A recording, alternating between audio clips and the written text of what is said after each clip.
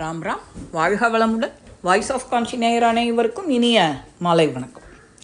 ஸ்ரீ பெரியவா அனுபவத்தில் லஜ்ஜையை விட்டு கஜ்ஜையை கட்டு அப்படிங்கிற ஒரு அனுபவம் தான் இன்றைக்கி பார்க்க போகிறோம். ஸ்ரீ பெரியவா ஒரு கிராமத்தில் முகாம். அங்கே ஒரு பெரிய தனவந்தர் ஸ்ரீமடத்து சிப்பந்திகளுக்கெல்லாம் சாப்பாடு. அந்த சாப்பாட்டுக்கு அழைச்சிருந்தார். சமையல் மனுவே ஏக தடபுடல், நாக்கில் தண்ணி வரவழைக்கிற மாதிரி. அதே கிராமத்தில் தெருவில் பஜனை செஞ்சுட்டுருக்கிறவா அன்பர்கள் போடுற அரிசியை கொண்டு வாழ்க்கை நடத்துகிற ஒரு உஞ்சவிருதி பாகவதர் ஏழை. அவரும் ஸ்ரீமடம் சிப்பந்திகளை சாப்பாட்டுக்கு அழைச்சிருந்தார். சாதம், சாம்பார், மோர் இது உண்டு. இதுதான் மெனு.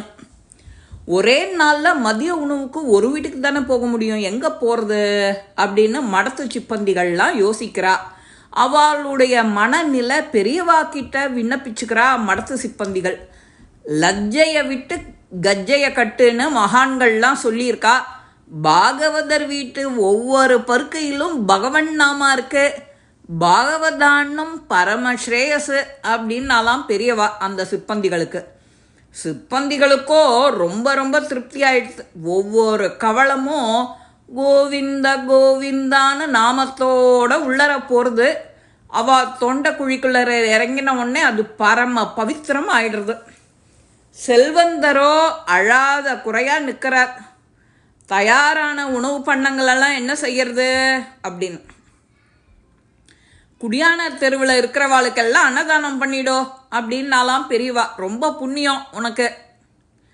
அந்த கிராமத்து குடியானவா கொழுத்து வச்சவா.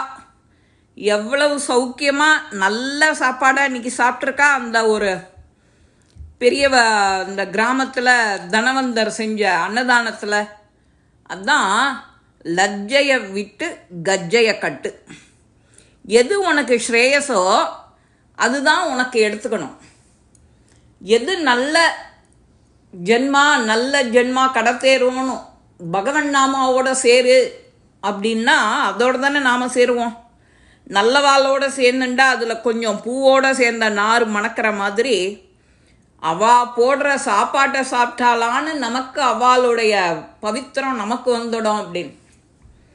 இந்த பதிவு உங்கள் எல்லாருக்குமே பிடிச்சிருக்கோம். லைக் பண்ணுங்க, ஷேர் பண்ணுங்க, பெல் பட்டனை கிளிக் பண்ணுங்க, சப்ஸ்கிரைப் பண்ணுங்க, கமெண்ட்ஸ் பாக்ஸில் கமெண்ட்ஸ் போடுங்க.